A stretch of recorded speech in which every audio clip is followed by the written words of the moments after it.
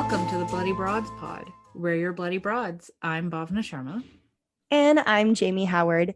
We are your horror guides from page to screen and everything in between. And Bhavna, what are we talking about this week? In this hopefully cold January, we are talking about Midsommar. Well, thanks global warming. It might not be cold. We don't know yet. Uh this movie, I'm just gonna say it fucked me up. I've only seen it twice because I don't want to ever rewatch it again. Not to say I didn't love it, Yeah. but what was your first reaction? Because my first reaction was, holy hell, like I need to go touch something soft and eat something sweet and like go through all the sensory, check-ins that you do after a panic attack. I actually sat really far back in my seat. I saw it in theaters and I was like, I reclined my chair super back. And the funniest part was I went to see this. My friend's boyfriend actually took me to as a thank you for cat sitting while he went to go visit my friend. And he was like, I haven't been to the movies in forever. I'm a movie person. You love movies. Pick a movie. And I was going like, oh, this means I can pick like even something far out there. And I was like, You were just oh, like, I'm about to fuck up this man's whole life. the thing was, I'd only seen one trailer, and all I needed to know was it was Ari Aster, and he was the guy that Right. did Hereditary, and I was Yep. just like, okay, I'm in, and I love like I love Norse stuff, even though I know it's not Norse, it's still Scandinavia, but like I Right. love like that era of era. Wow, I can speak today, guys. That region of the world, and as a hockey fan, the Swedes were my fave players. Fun fact. They supply us with many amazing players. Love you, Matt Sundin. Anyway, I picked it. I was like, this is artsy. This is A24. This is gonna be great. And he was like, cool. I love this production company. Blah blah blah. You picked it. Let's go. So we watched it, snacks in tow, and every now and then I'd like look over at him and like he can do horror, he can do gore, but it was more like the shitty boyfriend scene. Well, that's Like, why I was because like, wow, it was more so like that guy, she needs to leave him. And I'm like, I know. this is like it's like me making my boyfriend watch Gone Girl like during one of our very first dates. It's just like I was like, this is one of my favorite movies. Um, Oh, so obviously Ari Aster is, in my humble opinion, brilliant. yes. I know he's not everybody's flavor, but I think he is quickly becoming, one of the greats. I Mm-hmm. think in 20, 30 years from now, we're still going to be dissecting his movies, talking about these movies. And specifically, this one, even more so than Hereditary, really connected with a lot for, I think, both of us. Yeah. Uh, this one, especially connected with my deep seated uncomfortableness with IKEA. Um, I promise I'm not just trying to crack a joke. There's something oddly sinister about that store. Like how everything Please is don't look so at my clean. IKEA furniture in the back of this video. Well, there's the book about Yeah. IKEA being, a group of people get lost in IKEA and then they slowly start getting murdered. But there's this pristineness in the movie that contrasts against these horrific things happening. And Yeah. I don't I wish I had a better description for this, but it truly is like IKEA horror. Like that's what like It it's pastoral also it though. it really is because you go from like, and I might be talking out of my ass here, but like you go from like her really really tiny one bedroom apartment that doesn't even have room for bookcases. Like she's got the chaos of the books everywhere, the plants everywhere, like everything's clean, everything's orderly, but in a very small space with lots of stuff everywhere. Like it's not at the same time, like it's organized chaos. um and then you go from that to like the barn where Oh god, yeah. where they live, where it's just like bed 3 feet, bed 3 feet, bed, like, Okay. I I'm going to go ahead and talk about this since you brought it up. yeah. Um this is episode technically number 5, but number 6, 7, 8 at this point. We've lost I'll get count. back to you on that in It's just a probably like second. 9 or 10 and I just spat out number. Um, yeah, we're not gonna go in order. So that barn, This is number 9. number 9. At least it was single digit, y'all. I still got it. Yes.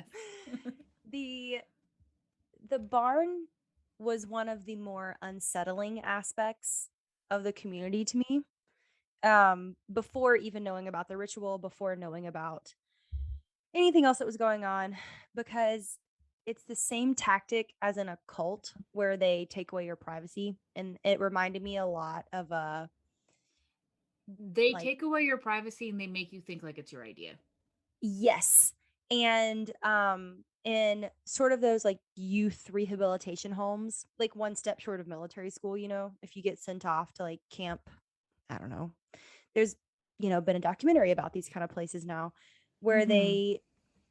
they take you out of your normal habitat and they Yeah. put you in this communal living with no privacy, and they're like, here's all the good things that are going to come out of this. Yeah.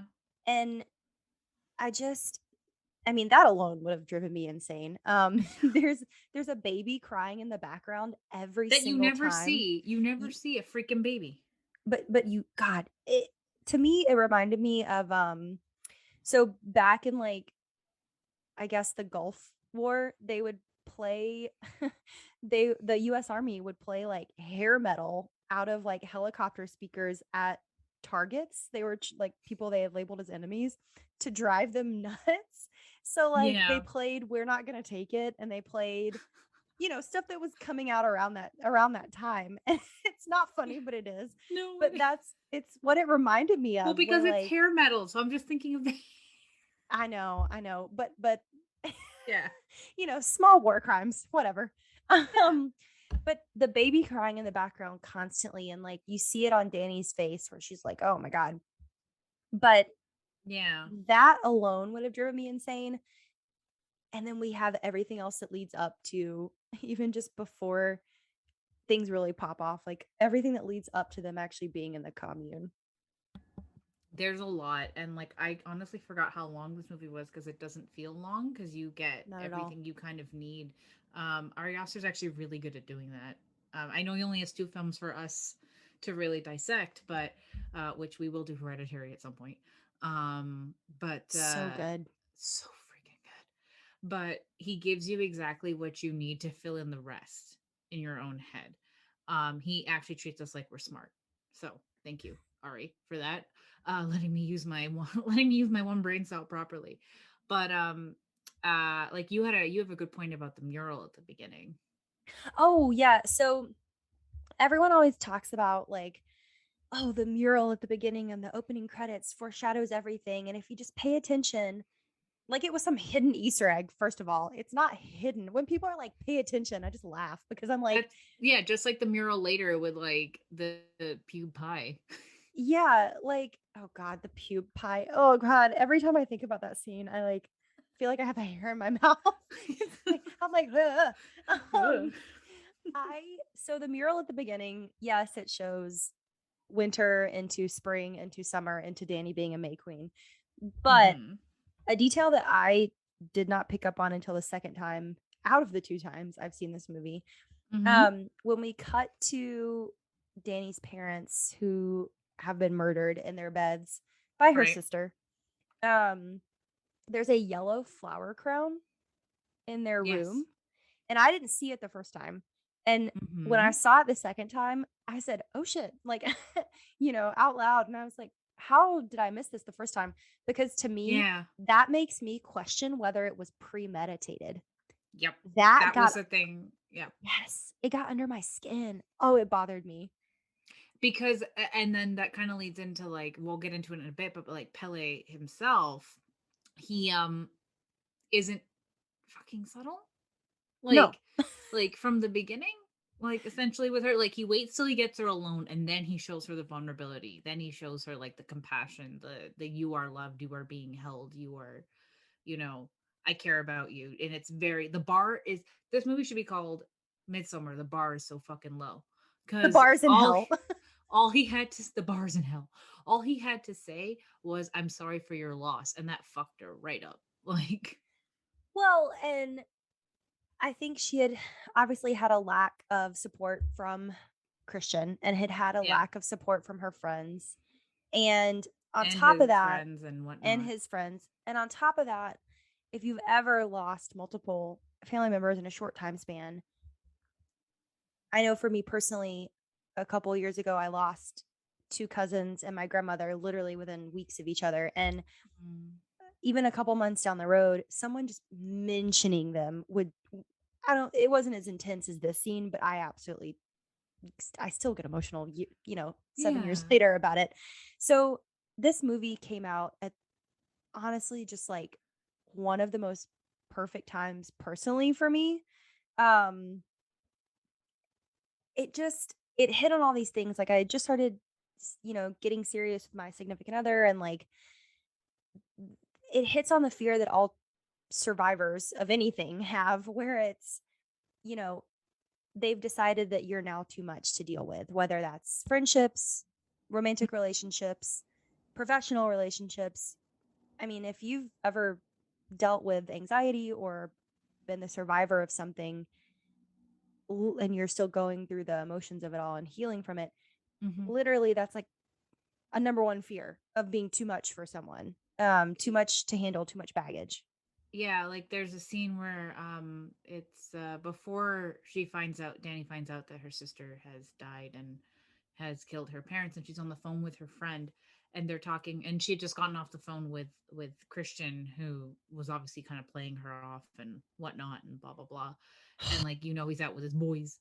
And That scene makes me yeah. sick to my stomach every time. Sorry. It just, oh Oh God, it no, really makes me sick to my stomach. same. And like she's talking to him, about like she's talking to her friend about Christian and about like, am I asking him too much? Like, am I asking too much of him? Am I doing, all this kind of stuff? And like the one line that really kicked me right in the gut was, what if, because she's saying like, you should be leaning on him, you should be asking him for support and like stuff like Yeah. that. And she goes, but what if I ask him too often and he thinks I'm a chore? And I'm like, ugh. It's like that Simpsons episode where like Lisa went on like one date with Ralph just to get tickets to the Krusty show. And like it's like if you pause here, you can pinpoint right where his heart's breaking, and it's like ugh, that's me every time that line hits, because like Jamie just said, it's not like this can happen in relationships or friendships or any kind of like interpersonal relationship you have with anybody. It's like I know with me personally, we're getting a little real here, guys, but like I know that's like a constant fear of me personally. Like for me, like um am I bothering this person? Am I becoming some kind of a burden? Am I like I'm very hyper aware of how many times I'll say something to somebody, or like how many times I'll like lean on somebody for something, and then it's like, oh no. And then especially like, and Danny brings up this point as well, it's like, but I'm not getting anything back. Like I want to be there for him too. Like it's a two-way street. Then you get into that whole guilt and all that stuff. Like the dialogue is just perfect that we know all of this, that we can infer all of this from Well, this one tiny conversation from her. it's so natural. Like It I've is. heard this conversation happen I've had this multiple. conversation. Yeah. I just it if nothing else, an Ari Aster film is gonna emotionally devastate you. Like, and Yeah. I'm okay with that. I think that that's what really scares me at the end of the day is my loved ones packing up and being like, "Nope, this was it for me." This one Um, thing was just the last thing and we're done. because when you are going through again the healing process from anything, Hmm.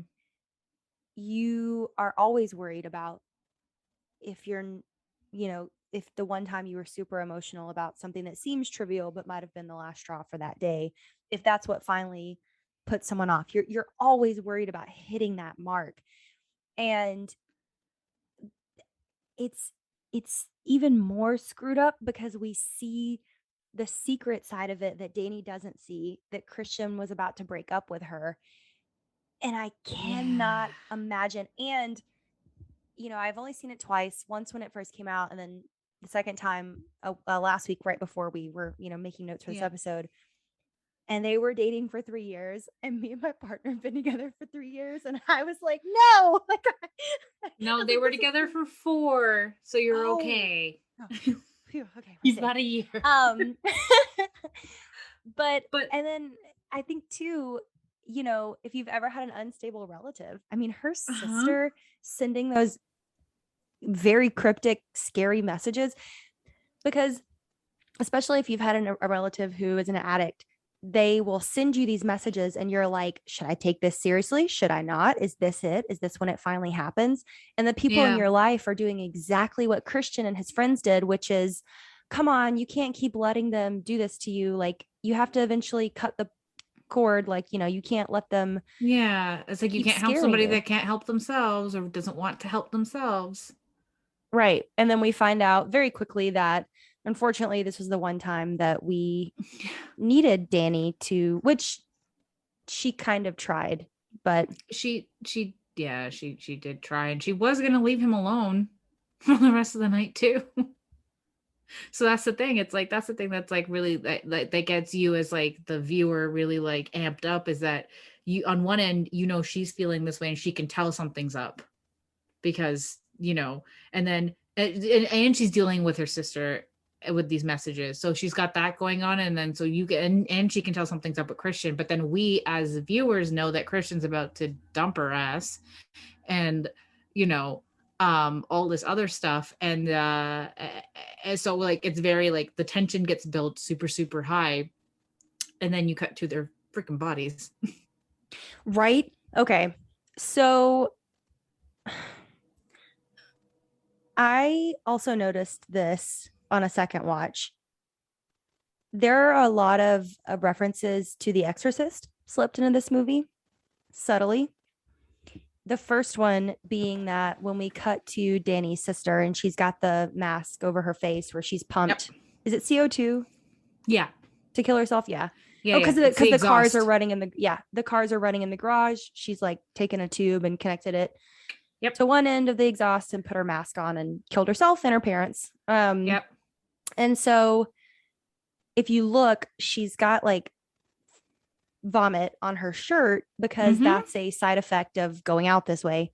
Um, And it's like that and pea green. it's the pea green of The Exorcist, the famous pea soup. Yeah.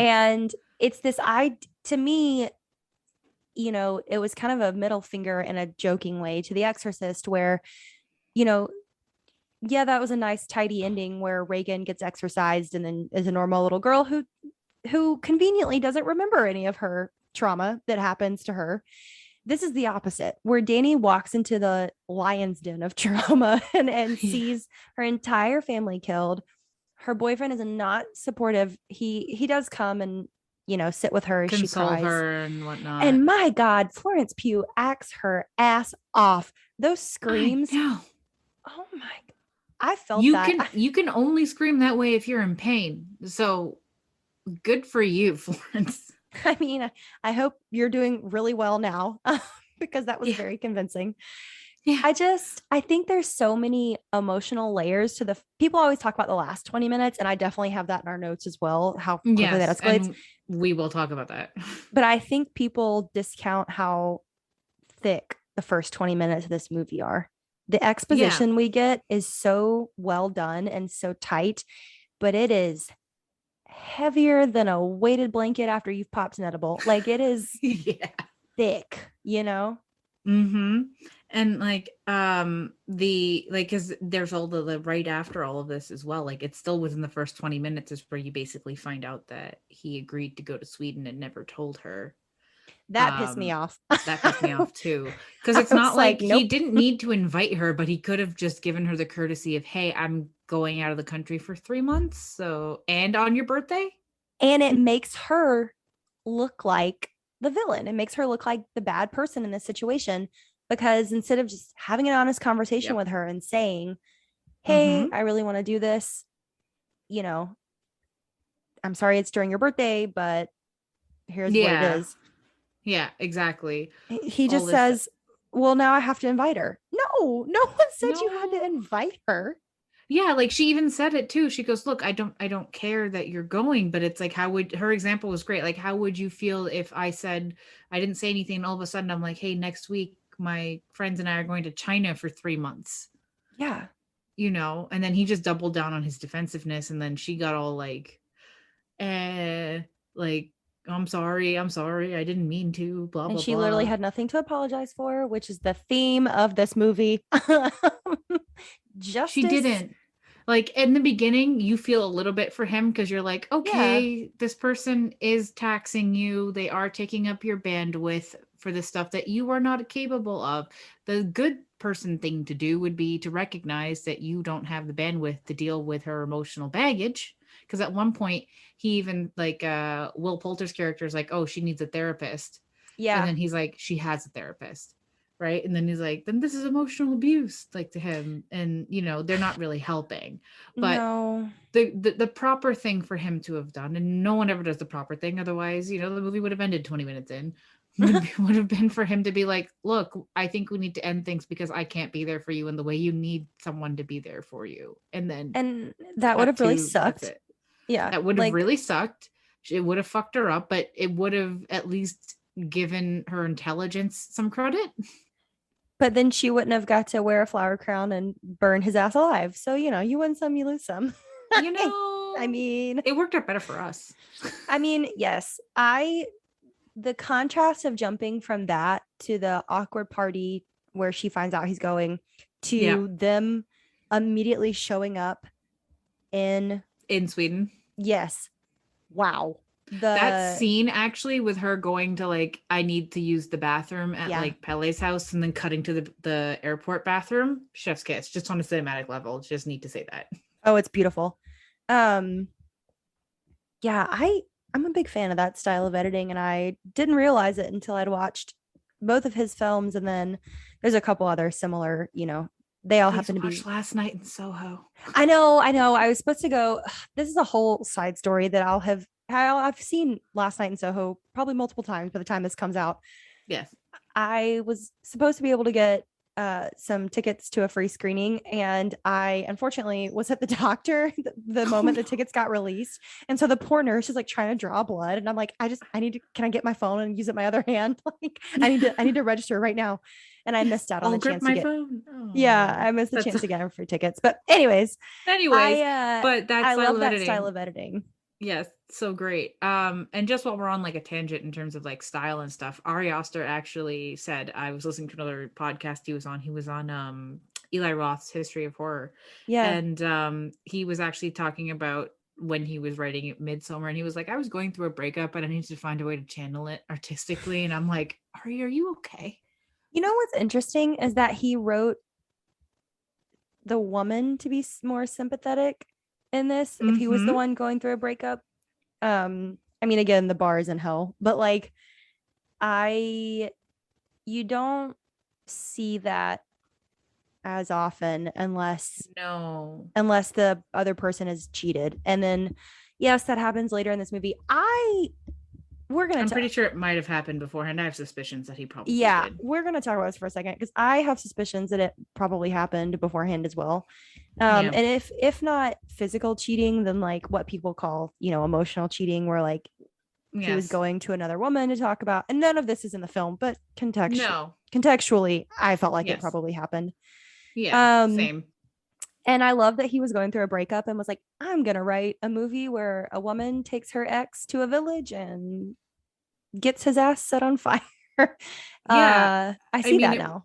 it was very much a smart. It was very much a smart move on his end to make it like more like vindicating for her.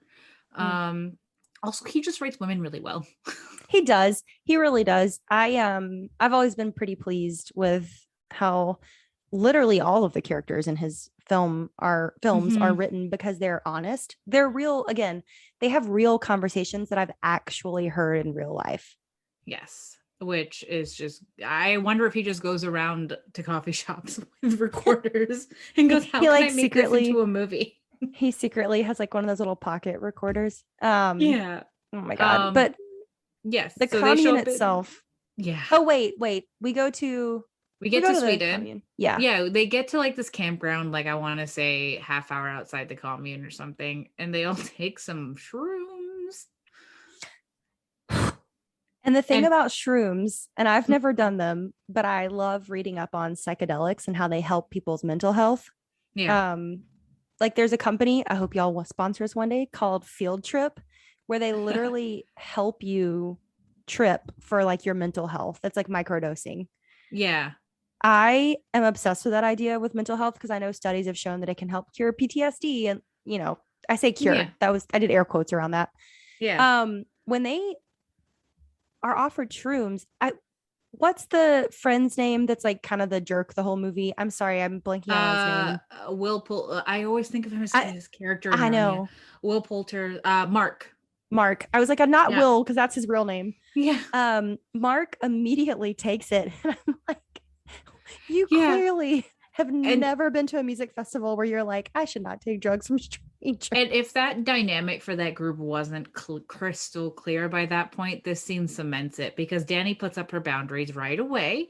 She goes, "Hey, you guys go ahead. I'm good. I just want to get settled first because, she's in a weird position with people she knows probably don't like her and, you know, she knows she's tagging along on this trip. She also just took a transatlantic flight and then a 4-hour drive, like, et cetera, et cetera, et cetera. She's well within her rights to be like, give me a minute, go ahead.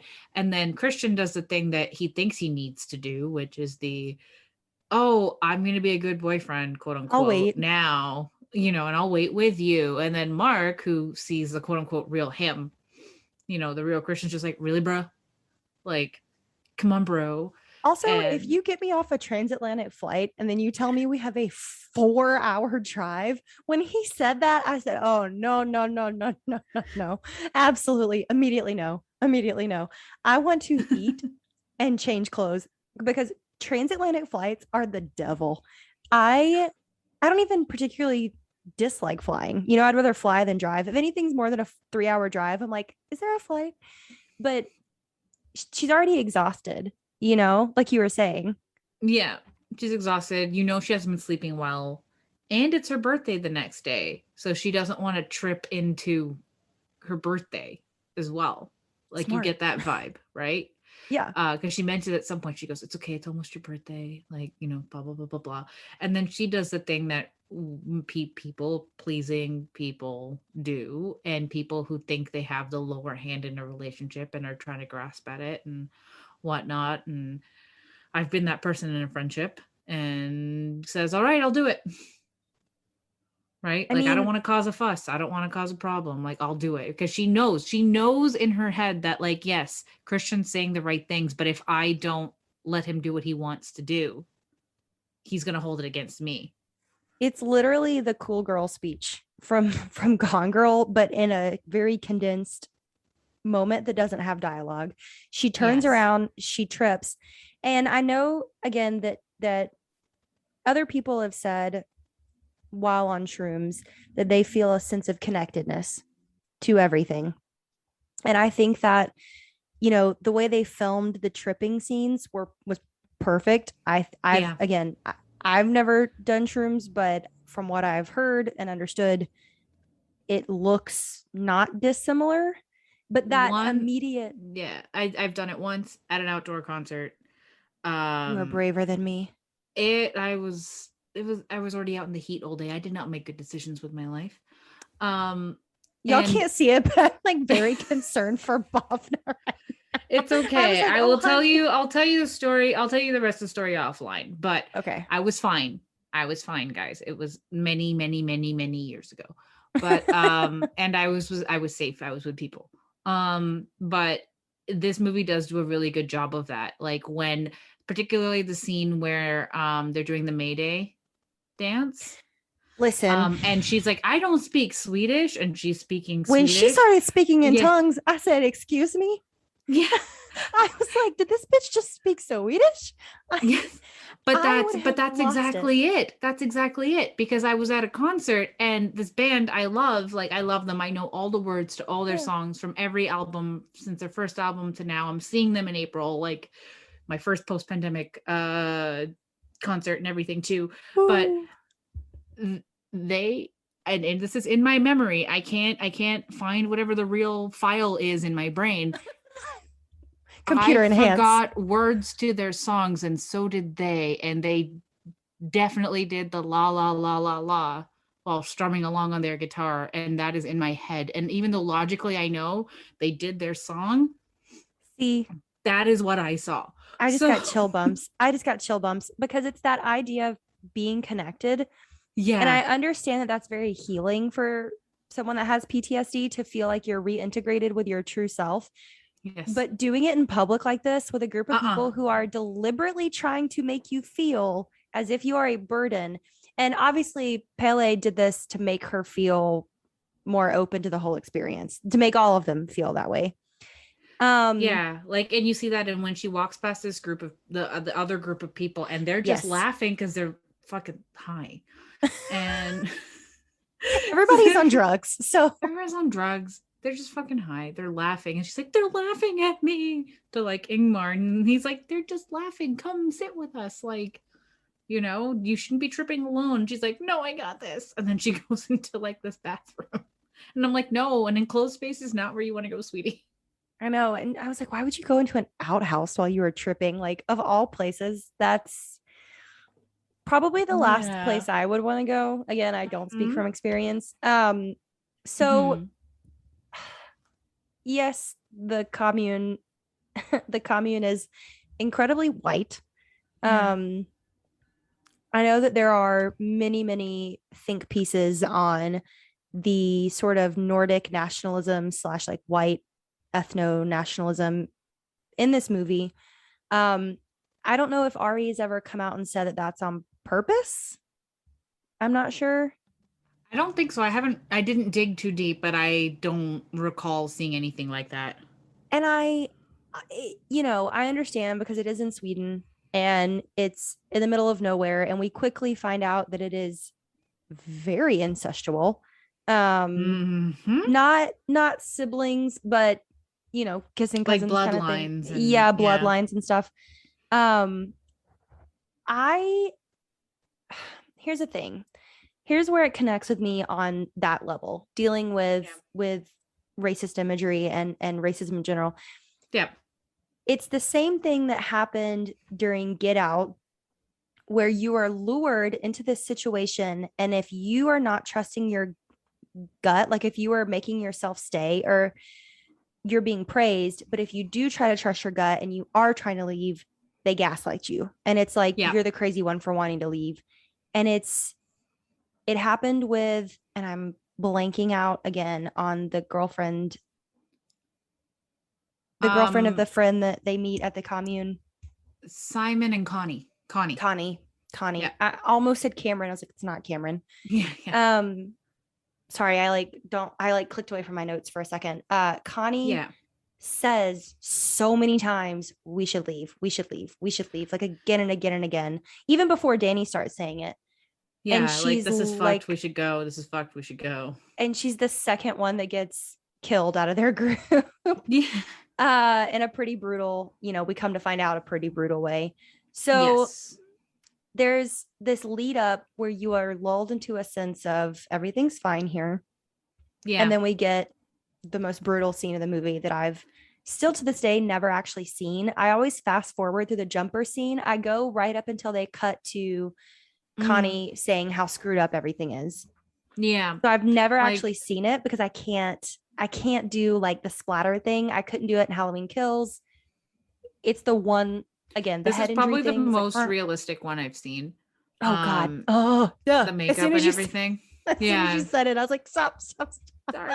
No, Um, sorry. Please, you can talk about it. It was like an auto response. Yeah, but like just before you get to that scene too, just Oh to yeah. touch upon the commune just a little bit more, is like Mark has this line where he goes, so and it's a line I missed up until my recent rewatch because it's just so throwaway, and I was like, what the fuck? Was so we're stopping in Waco before going to Pele's village when Oh he sees my everybody. God. Like, it's just one of those, like, in the background, like as they're showing up Yes. there, they're showing the visuals, and it's just one of those throwaway lines, and I'm like, you're not complete. It's like Waco, but no guns. Yeah, listen, and They- I say love. I'm very interested in how that story developed in that event of history. yeah, Um, I'm not one of the like people who are like obsessive about serial killers or whatever, but that's me. as far Sorry, as true, pass. I mean, as far as true crime goes, it's up Yeah. there for me in terms of like events. Hmm. I make Jim, I make, I make jokes about that all the time because Taylor Kirsch played the leader in the Waco show. He And played David Koresh. yeah, and I was like, why are they trying to make David Koresh hot? I'm uncomfortable. I don't, Well, Leonardo DiCaprio is going to play Jim Jones. And I know, I'm like, listen, I don't know how to feel about this. we'll review it when it happens. Yes. I have feelings. So yeah, he says Yeah, he says, so we're that, gonna and it's stop. We're stopping in Waco before going to Pele's village. And for our listeners that might not know, Waco was a basically a showdown between the FBI and Mhm. a religious cult um in the 90s. Yeah. Yeah, in the 90s. Um, I was a child. I don't remember these things. But he's not far off because they did give me culty vibes, but this also gave me Wickerman vibes. If anyone Okay. has, and I mean the OG Wickerman, not the How to Yeah. Get Burned Nicolas Cage, though I unironically love Nicolas Cage. I propose we do a Nicolas Cage month 1 month because I he is a scream king. I will absolutely do that. And I'm so glad you said that because in October, Friends of the Pod, Guide to the Unknown, GTTU, they did a Cage Tober where all they Yes, covered yes, was they did. it was so good. Because you have so many Last to choose from. You have so yeah, many great Cage movies to choose from, and Wickerman's not one of them. well, they covered it, and boy howdy, I forgot what a ride that movie is. I mean, everyone knows the meme, the bees. Yeah. The bees. Um, How to get burned. How to get burned. how to get Where is burned. your I say that all the time, same? and everyone's Same. like, "What?" One of my best friends and I, we love Nicolas Cage. Like we love Oh, I him. unironically Like we've love him. loved it. Yes, Unironically, we love him. We will watch everything he's in. Like we'll wait for each other to see it. Like I waited almost a year to see Mandy because I wanted to see it with her. so Um, good. so good. We will probably cover that at some point. Willy's Wonderland, Oh crazy. my god, yes. So nuts. And the imagery, everything. Anyway, I'm getting distracted. But It's okay. but it's Nicolas Cage though. But but as soon as you walk in and you see all of them, and it's the Sting song too. I mean, yeah, fine. They didn't have songs to lyrical songs about their cult, for lack of a better word. But they're singing these like But there's hymns, basically. yeah, yeah. So it gave me major like Christopher Lee Wicker Man vibes. You want to talk about something else that would have drove me nuts? The constant singing, constant singing. I wanted to be like, I will sew your lips together if you don't stop. Like I cannot handle like repeated noises that are not music, like a tapping or like Mm, a baby crying, like anything that's like repetitive. I don't know what it is. It's like my MK Ultra trigger or something. I hate it. And them singing every time gave this movie such a surreal layer that was so subtle. Everything in this movie is so well done. And I know we said that at the beginning, but the makeup, for example, yeah. during the scene that we were talking about just now, Yes, the it was jumper. so realistic. Like I the can't. whoever did the prosthetics, you know what? The makeup and prosthetics crew for this film are right up there with the Tommy Lee and Pamela show that's coming out. I Like bitch, I am so excited. Okay. fucking same. We're gonna have to But do a mini sodes about that, even though it's not horror, because even though it's not horror, but it's formative to our youths. yeah, And I have also strong Sebastian feelings. Stan. Hey. Hey, we're here for it. Seb, hit us up. But that that wasn't even just a joke from me. It's literally those two teams are it for me in the industry right now, because I wouldn't even be surprised if they were the same team. But it was so realistic. It was so realistic. And unless you've seen Broken Bone, unless you've seen, I mean, I've never seen a smashed in face personally, but like there I was about to have questions, Bob. I no, was no, like, no, no. excuse I have me. not seen an actual smashed in face. You And were that's not to discount anybody that has. Like I just you have not. were But you were gonna get some bavagool, give somebody Baba some concrete shoes. Swim Someone with the put in the fishes. Sopranos theme song in the back here. Okay. But Anyways. anyway, but the one that got me was and sorry, Jamie, for the visceral reaction you're gonna have, is the when the man jumped and you can see his like leg literally doing an L shape, like broken, because he when you see him fall, sorry listeners, I'm gagging on the inside, he falls right onto his feet, like his legs, and you just see it from afar, and all you hear is a soft like splat. And when they I close can't up on do him, it. which I was not expecting, I was a fool. it. I can't do it. Oh, I will never I watch that can't. scene. But the thing about that scene though is what compounds it for me is the reactions of the visitors. Yes. So the non-Swedes basically. So like, there's Connie and Simon who are freaking the fuck out, and then there's that little moment where Danny grabs his Christian's arm, and like he acts like he's into it, not into it, but he's visibly shocked, because he's not completely off the rails, but like he's like fascinated by it almost. And I wonder too if that wasn't something to do with drugs, because we only see a handful of times when they're given drugs on purpose. But Yes, I think they were being dosed the whole time. That's been my running theory on this movie. the water's never Um, been clear. they were Thank that they you. were Yeah. drinking. It's always been a little some special water. So leading up to this, we're given this again, we're like a baby in a cradle being rocked, like lulled to sleep, and then all of a sudden the cradle is just kicked and you're on the floor crying. Yeah, Like and then it's bad. it's just like the to quote Heath Ledger, and here we go. I That mean, was from that moment on, Yeah, from that moment on, that's when you started getting the disappearances. You had the disappearance of, like, they're not so subtle about how Simon, I was about to call him yes, Connor. we struggle Simon, with the C names for some reason. you do.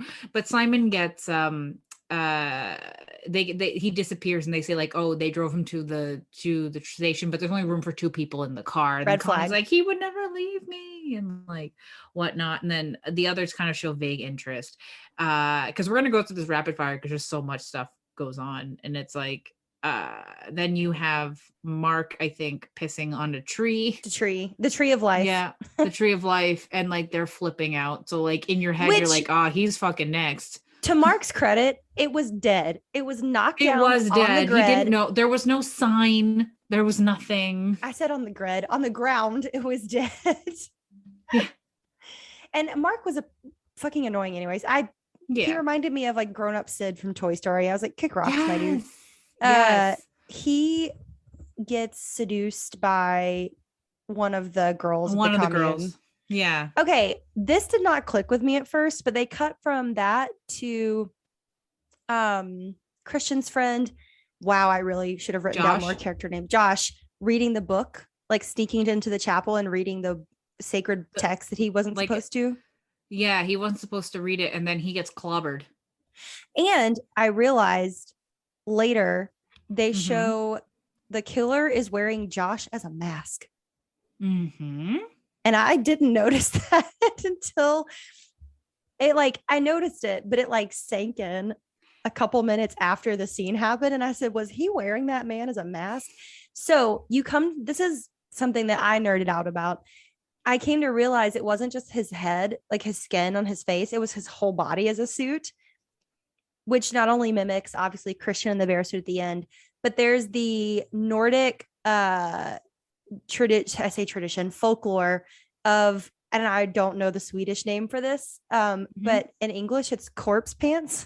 And Oh, yes. you know what I'm about to talk about. Yeah. So in old Nordic folklore, and this is obviously folklore, like I don't think anybody actually did this. If you got permission from a dying man to use his skin after he passed away, you would skin him from like the waist down, use his legs as like pants, and then you would use his scrotum as a coin sack. Like you would put coins in it, and if you wore the pants for like a certain amount of time, it would give you infinite riches, is basically the running thing. So you're Yes. saying where Ed Gein went wrong was not getting people to sign a contract before they died? I'm done with you, but they didn't read the terms and conditions. They I did. So he I was just missing a cannot few signatures, is what you're saying. listen. When I learned about I think I heard about this probably in like college. Uh I took a bunch of like folklore related classes in college. Okay, Nabrok, Nabrok, but the A and the O have a little like accent mark over it. It's Mm-hmm. literally corpse britches. um, and it's Icelandic. Okay, it's Icelandic witchcraft. Okay. Why But am I same picturing idea. Millhouse in his flood pants? Exactly, but they're human skin. But they're human skin. Um, so Um, there you are get so many little details like that I missed the first time because I was just so shocked watching this movie the first time. you're also so just go to go back to Josh's kill for a second. Like that was just like because like they focus in like just a hair too long on his like brain short circuiting. Like you're When he's like, oh, this whimpering, man, yeah. oh, it's not Josh's skin. I'm sorry. It's Um, it's Mark's skin you were thinking Mark's of. skin. I meant Yeah, Mark, but we were talking about Josh, so my brain was like Josh. yeah, yeah. No, Um, it's Josh. Josh is the guy that played Cheaty on The Good Place. I love him so Yes. much. Um, so shit escalates and they start dropping like flies. We get the scene of the maypole dance when Danny actually becomes the May Queen. She's able to speak uh Swedish because she's had this tea that they tell her is for her stamina. And while It's that's going shrooms, on, guys. Shrooms. yeah, while that's going on, they dose Christian with Lord knows what, tells him it's for his stamina, and basically force him to have sex with one of the girls in the village in this very like weirdly, I don't even want to say grotesque It's because it's like a not that they're naked. ritual. It It's is a like ritual. it's like Eyes Wide Shut on a budget. Stop. It's the Whole Foods version of Eyes Wide Shut. I I don't want to say it's grotesque because of naked bodies because that's not Oh it. no, Like they that was the least disturbing thing. That wasn't even disturbing. That wasn't the disturbing thing about that scene. It was more so that I found that they were it was just the disturbing part for me, sorry to cut you off there, no. was not so much the even togetherness because there is a beauty in that to a degree cuz but it was more so like he's not a part of it. No, he was the tool to get her pregnant because Yeah, they praying mantis his ass. So he has they Black Widowed sex. his ass. They did. They make him have sex with her. I mean, he's obviously willing to a degree, but it's under the influence. So then it becomes a question of, consent and what is this all about? Yeah. But sorry, I have the hiccups. They make him impregnate her and then they immediately take him away. And they're like, Okay, you're surprise, done. surprise, like you're one of our human sacrifices. They line up all the people. Well, before they do Before that, he yeah, starts running out of the chapel because Danny sees him having sex with this yeah, girl yeah. surrounded by women singing. Yeah. And so she's like, but she knew something like this was going to happen because like, she's been watching him the whole time. Yeah. Like, anytime that because the girl hasn't been subtle throughout the whole film, there's been like little foot taps, the pube pie, other shit. So that's another piece of like generic Scandinavian folklore that they twisted to be more sexual. Mm. Uh Basically, if you've seen the movie, you've seen the scene.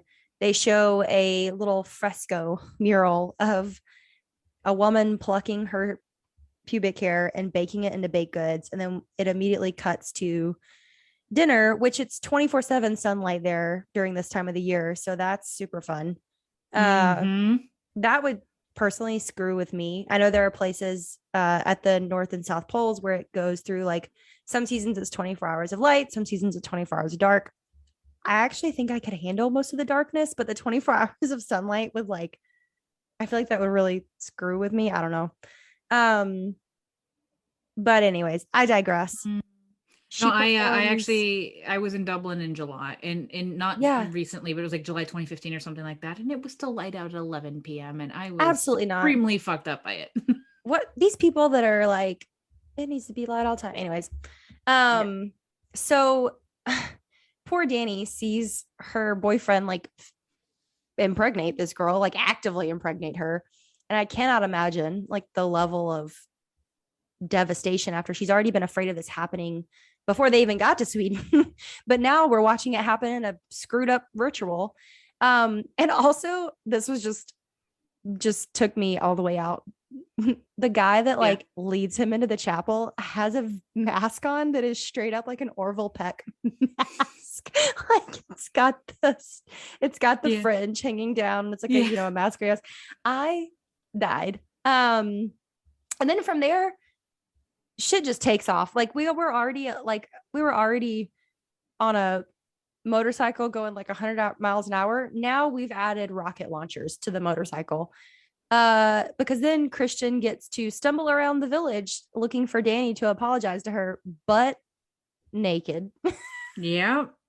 And he finds the bodies in a barn, I think. Like he Is the opens barn up the first? I door. think it is. It's the Yeah. and he goes in and he sees, I think Connie's on the no, was Connie in there as well? But you see Simon for sure. Simon's the one that's hung up, and I was like, this is Yes. very Hannibal. This is my design.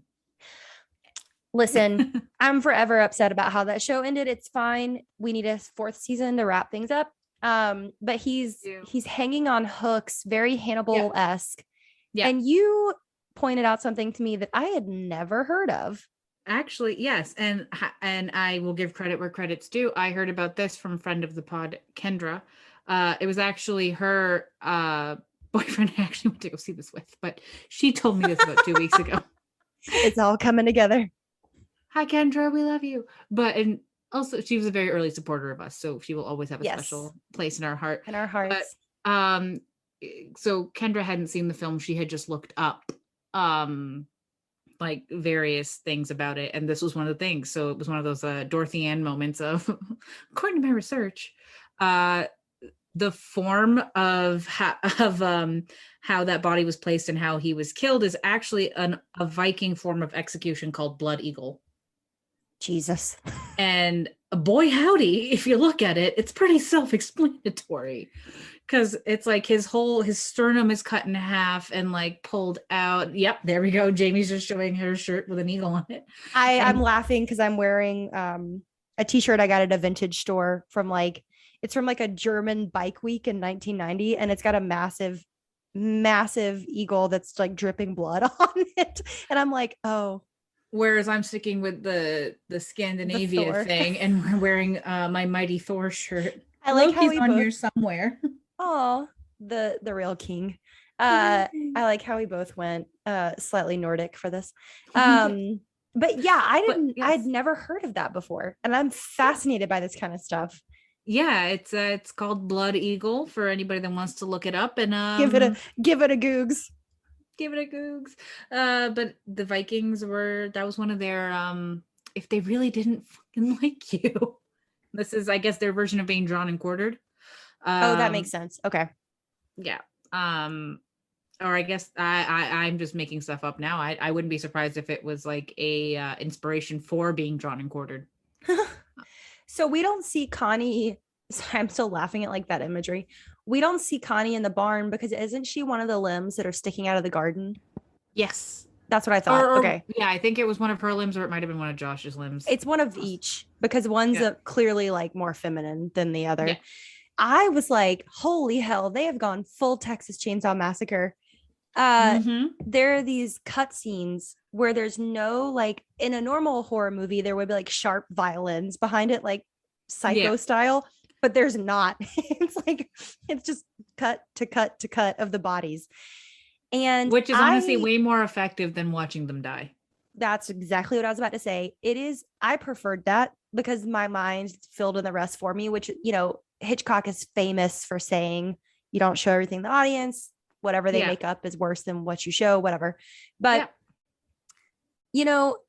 it really didn't hit me until Danny is Danny's the May Queen. They put her in this Christmas tree shaped flower dress. I didn't know what was going on. Yeah. I love the costuming. Again, kudos to costuming and makeup in this movie. Incredible work.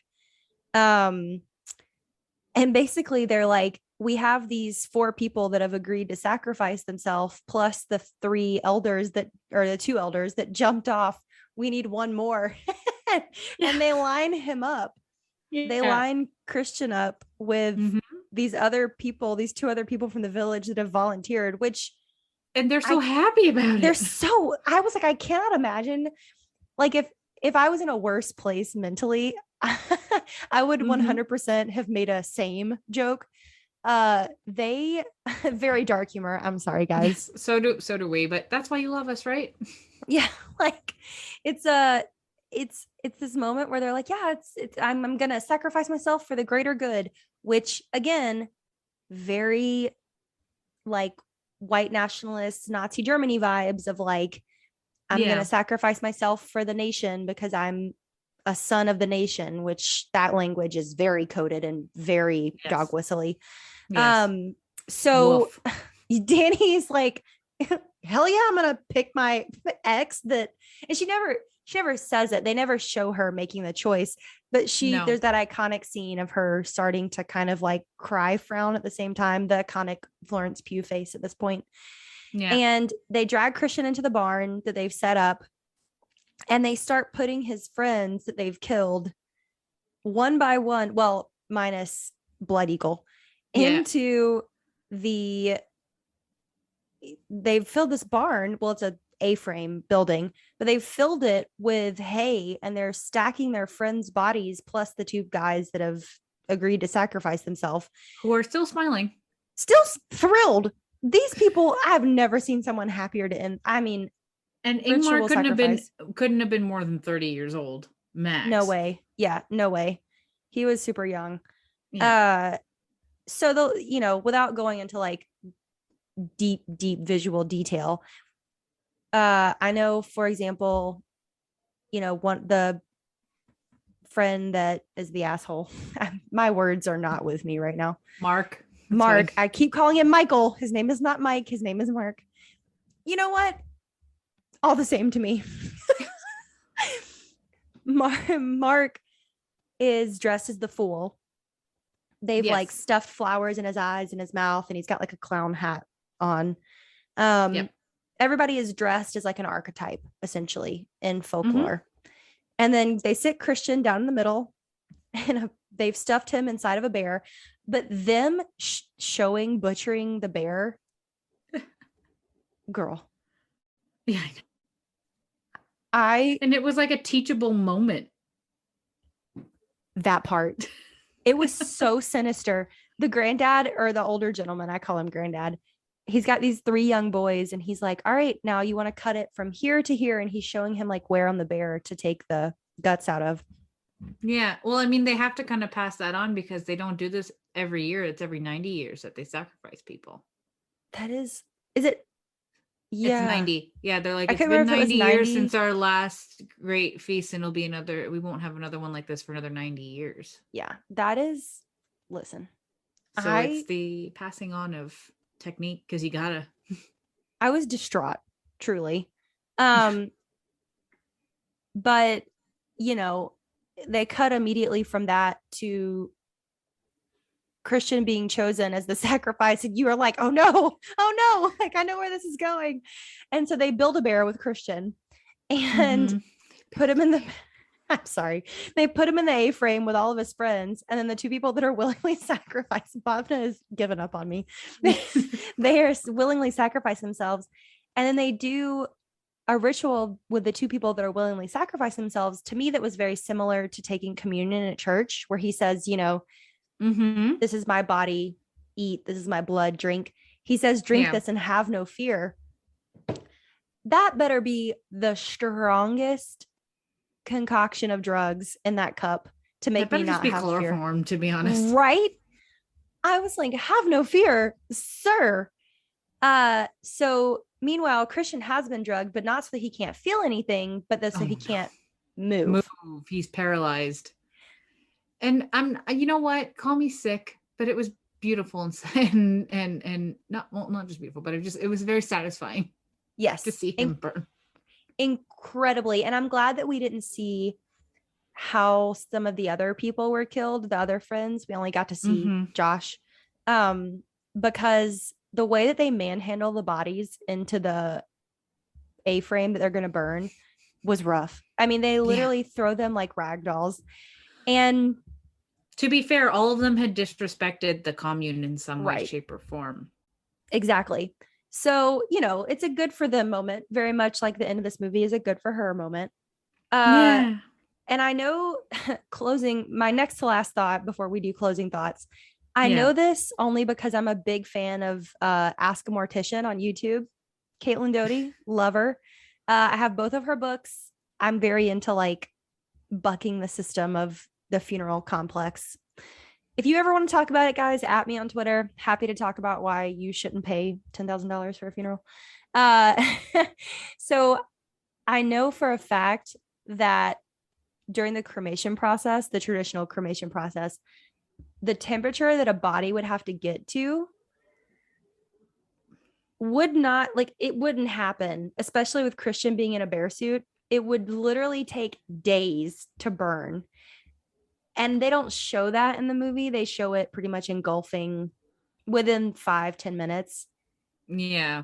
But the idea of him burning alive and not being able to do anything about it. Yeah. I mean, this is visceral horror at its best, in my opinion.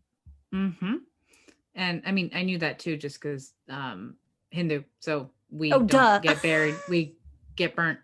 How to get burnt? Well, we died.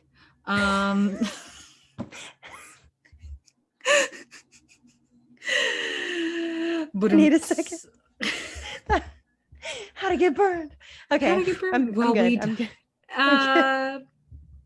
Please keep listening to us, guys. But yeah, like there's definitely bits and bobs. Like, I mean, that the family doesn't ever deal with, but that there's going to be residual bones and other things that don't burn at that high of a temperature, and you're gonna have to do a cleanup job. I'm the sick person that was like, I would have rather seen them cleaning up the bones after than them scraping the elders off the rock quarry floor. Like, I don't need to see the only thing I've seen from that scene is the kids sliding their bodies over the pyre where their faces are they're still very much bashed in, but it just looks like the dad in Crimson Peak. Yes. Like at that point. Yeah. You got any closing thoughts, B? Anything else you want to? I have a hot take before a closing thought. Feel free. All right. This and this might sound like I'm coming out of left field here, but this movie reminds me a lot of Hot Fuzz. Stay with me for a moment. In that the first half of Hot Fuzz sets up the second half, and once it sets up the second half, it's balls to the wall. If anyone has seen Edgar Wright's Hot Fuzz, which I hope you have if you listen to us. I love that movie. I'm just trying to quote it backwards, forwards. It's one of my like depresso movies. I love it. I watch it several times a year. But if you pay attention to that movie, everything that's going to happen in the second half is already explained in the first half of that film. So you get like, for example, I'm just gonna use a Hot Fuzz example here. When they're in the pub at one point, and it's Simon Pegg's character had just joined the police force, and he's talking about gun violence and stuff like that, and then one of the Andes is like, oh, like everybody's got packing guns out here, like farmers and their moms be having them, and then he's just like, oh, well, like who? And then they're like, farmers moms. And then later, like at the top of the second half, when like shit's going crazy and he has to come back into the city, he's literally being held up by a farmer and his mom with guns. So think that, but like several little different things. And then so the way Midsommar for me relates in that sense is like you get so many things that tell you what's going to happen. For example, there's a scene where Josh is talking to Christian is talking to one of the elders with Danny there, and they're like, do you have a problem with incest? And they're like, no, the bloodlines are kept kind of pure. blah blah blah blah. We bring people in from the outside for breeding. That was such a huge, when he You know, said breeding, I said, excuse me? yeah, exactly. And then like, things like that. It's like, oh, you brought in these people, like what, like the scene where Mark is pissing on the dead tree. Yeah. Um, if you read the subtitles, the man who's yelling is just like, you brought him here, like da, da, da, da, da, Yeah. you chose him, things like that. And you get that vibe of like, all right, these people were brought in for, if you didn't already have that vibe, you get that.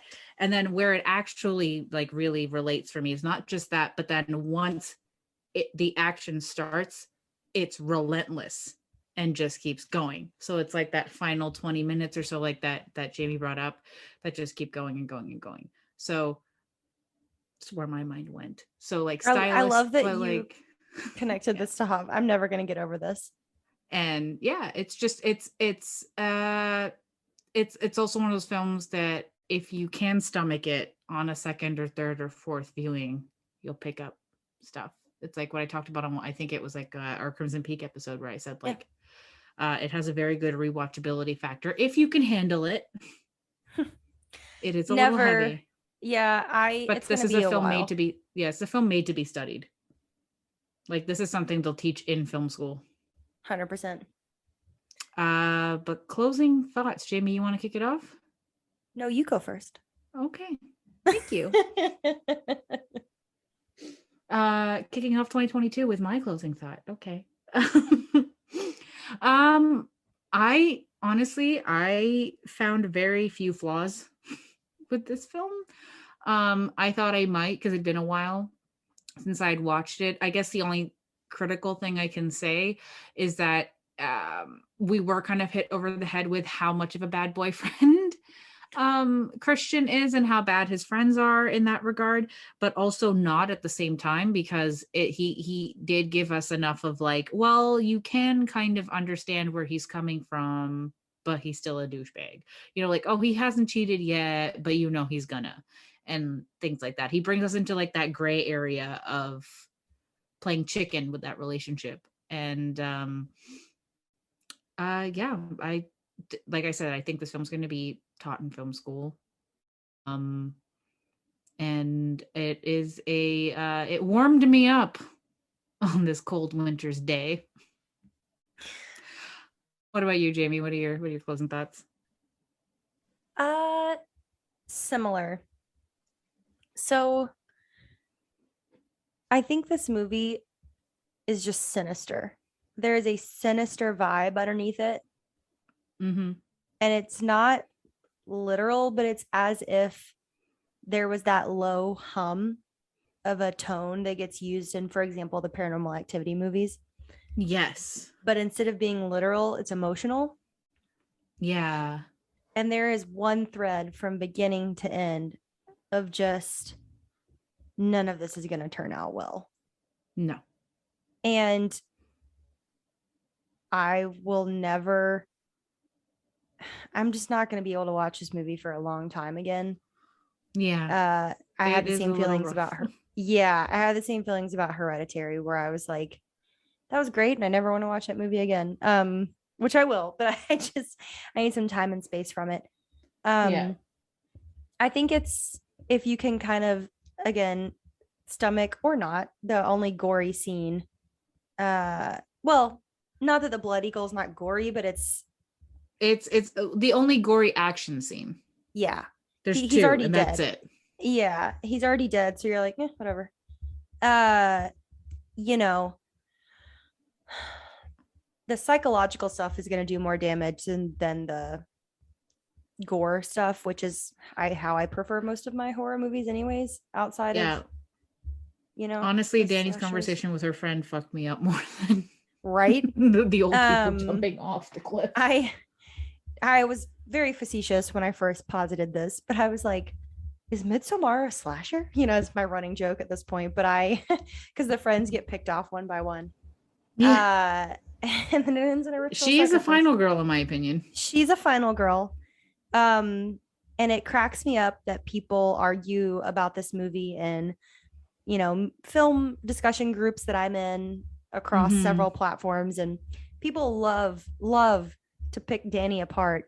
And I'm just like, you guys have clearly never been in any sort of relationship, platonic or romantic, where you were Yeah. made to feel like a burden, whether that was on purpose or not. So, closing It's a thought, very shitty feeling. yes, it's very shitty. And my true closing thought is I think this is almost a perfect movie. Mhm. As to what I would change, I don't have like a list on hand. No.